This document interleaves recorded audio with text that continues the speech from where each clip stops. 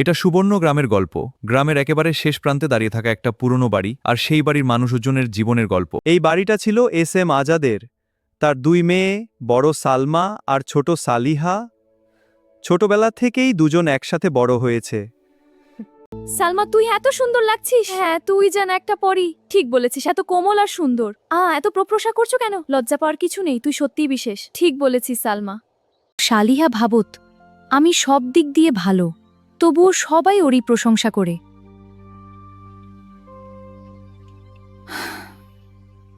শোনো মা, এই বিয়েটা আমাদের পরিবারের জন্য খুব জরুরি। আমি জানি এটা তোমার জন্য কঠিন, কিন্তু সালমার জন্য এলো রাঘব, এক সৎ কিন্তু গরিব কৃষক।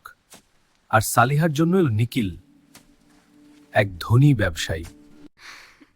সালিহা হাসুল আর ভাবল, এটাই তো ভাগ্য, কে কি পাওয়ার যোগ্য। এরপর খুব দ্রুত দুই বোনের বিয়ে হয়ে গেল, কিন্তু তাদের জীবনের পথ একদম আলাদা হয়ে গেল। বিয়ের পর দুই বোনের জীবন একেবারে আলাদা পথে চলতে শুরু করলো। একজন পেল ভালোবাসা, আর অন্যজন পেল শুধু বিলাসিতা। দামি গয়না, বড় বাড়ি, সবকিছু থাকা সত্ত্বেও তার মনে এক অদ্ভুত শূন্যতা তৈরি হতে লাগল। সালমার জীবন সহজ ছিল না, কিন্তু তার স্বামী রাঘব তাকে ভালোবাসায় ভরিয়ে রেখেছিল। অন্যদিকে শালিহার জীবনে ছিল সবকিছু, শুধু তো ছিল না ভালোবাসা। নিখিল, শোনো, আমাদের কথা বলতে হবে, দয়া করে এড়িয়ে যেও না। এরপর শুরু হলো অপমান, অবহেলা আর একের পর এক কষ্ট।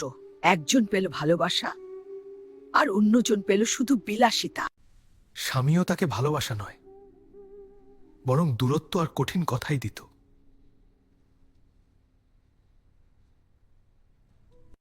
স্বামীও তাকে ভালোবাসা নয়, বরং দূরত্ব আর কঠিন কথাই দিত।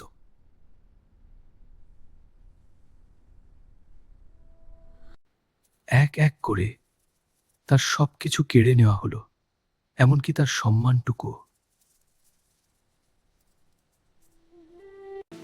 সব হারিয়ে একা হয়ে সালিহা ফিরে এলো তার বাবার বাড়িতে।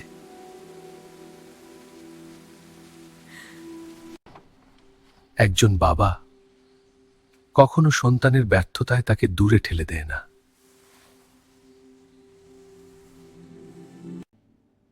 আর একজন বোন সব ভুলে গিয়ে শুধু পাশে দাঁড়ায়।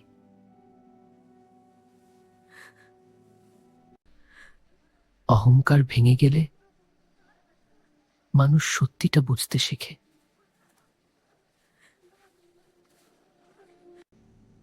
বোনেরা ভুল করে, কিন্তু একে অপরকে হারায় না।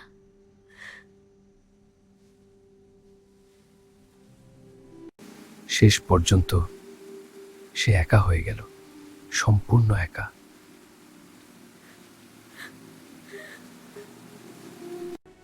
এরপর শুরু হলো নতুন জীবন, কঠোর পরিশ্রম আর নিজের সাথে লড়াই। কষ্ট ছিল, ব্যথা ছিল, কিন্তু এবার সে থামেনি।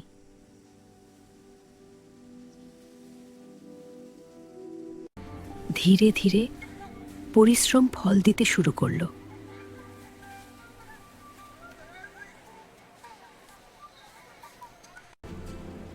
আর একদিন তাদের ছোট স্বপ্নটাই বড় হয়ে গেল। যে মেয়েটা একদিন সব হারিয়েছিল, আজ সে নিজের পরিচয় নিজেই তৈরি করেছে। যখন মানুষ সব হারায়, তখনই সে নিজের ভুলগুলো বুঝতে শেখে।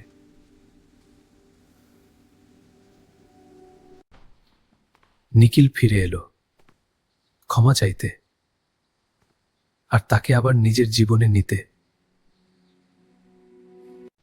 কিন্তু এবার সালিহা একা ছিল না, তার পাশে ছিল তার বোন।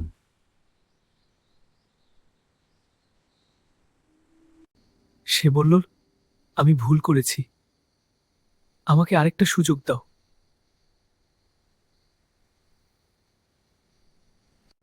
কিন্তু এবার সালিহা বদলে গেছে।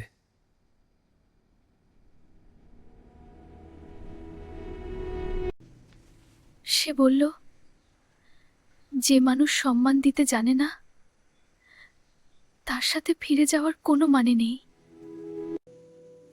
কিছু মানুষ জীবনে ফিরে আসার যোগ্য হয় না।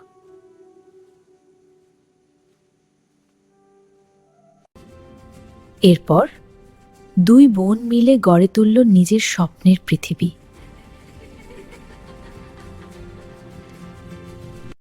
মনে রাখবেন, টাকা দিয়ে সুখ কেনা যায় না। ভালোবাসা, সম্মান আর পরিশ্রমই জীবনের আসল সম্পদ।